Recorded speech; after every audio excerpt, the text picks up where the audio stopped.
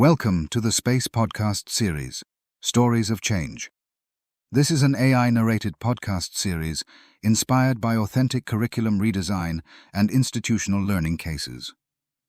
In each episode, we explore how educators and institutions rethink teaching and learning to strengthen connections between universities, students, and society. Today's episode focuses on the University of Girona and its institutional journey towards strengthening community-engaged teaching and learning through collaborative reflection, peer learning, and curriculum redesign. When universities talk about community engagement, attention often goes directly to projects, partnerships, or individual teaching innovations. But behind those visible practices, there is usually another process taking place: creating institutional cultures where educators can learn from one another, reflect together, and gradually rethink their role within society. Today, I'm speaking with one of the facilitators involved in the University of Girona's Space Support Program about how a peer learning process became a space for collective reflection, interdisciplinary dialogue, and institutional change. To begin with, what made this support program distinctive within your institution? One important aspect was the way the program was organized around participants' own real experiences and teaching practices. Rather than focusing mainly on theoretical training, the sessions created space for educators to bring their actual community-engaged initiatives into the discussion, reflect on challenges together, and collectively explore possibilities for redesign. The program was highly participatory and strongly based on dialogue, peer learning, and co-creation. And the participants themselves came from very different disciplinary backgrounds, didn't they? Yes, they did. That diversity became one of the program's greatest strengths. Participants came from different academic fields, with different professional cultures and experiences, but over time, they developed a shared language around community engagement and educational transformation. What was particularly interesting was seeing how ideas from one discipline often inspired colleagues from completely different areas to rethink their own teaching practices. So the program was not only about individual course redesigns, but also about building a more interdisciplinary institutional perspective. Exactly. The sessions gradually became spaces where participants realized that community engagement is not limited to one discipline or one type of course. Instead, they began to see it as a broader educational approach grounded in collaboration, reciprocity, reflection, and social responsibility. That shared understanding helped create a stronger sense of collective purpose across the group. The report also highlights the importance of trust and peer support within the learning circles. Why was that so significant?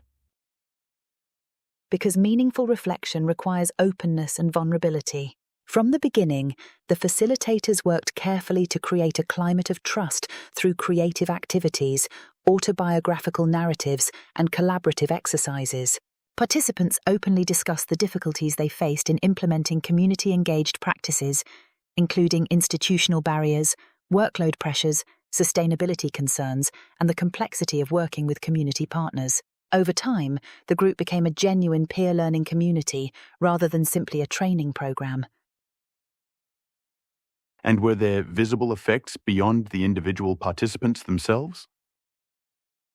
Yes, definitely. The program contributed to growing institutional visibility for community-engaged teaching and learning. Because the initiative was supported directly by university leadership, it gained visibility within governance structures, institutional communication channels, and staff training initiatives. In fact, community engagement perspectives are now being integrated into training activities for newly hired teaching staff. At the same time, the program also contributed to wider institutional discussions about the university's educational model and its relationship with society.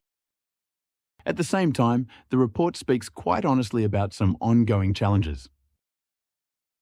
Yes, and I think that honesty is very important. One major challenge is sustainability. Participants repeatedly identified the need for stronger institutional structures capable of supporting partnerships, facilitating collaboration with community organizations, and helping manage the administrative complexity that community-engaged work often requires. There is also a need for greater institutional recognition of the time and labour involved in this kind of teaching and collaboration. And finally, looking back now, what feels like the most important lesson from this experience? Probably that meaningful institutional change grows gradually through relationships, trust, and collective learning. The programme showed that when educators are given supportive spaces to reflect together, exchange experiences across disciplines, and co-create ideas, they begin to see themselves not only as individual teachers, but as contributors to a broader institutional culture of engagement.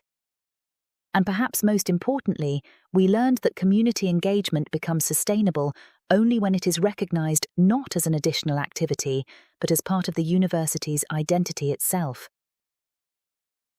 A thoughtful reminder that transforming higher education is not only about redesigning courses, but about creating communities of learning capable of reimagining how universities connect with society. This story is based on real experiences from curriculum redesign and institutional development processes run under the Erasmus Plus Space Project. More information about the cases and the Space Project can be found on the website www.community-engagement.eu.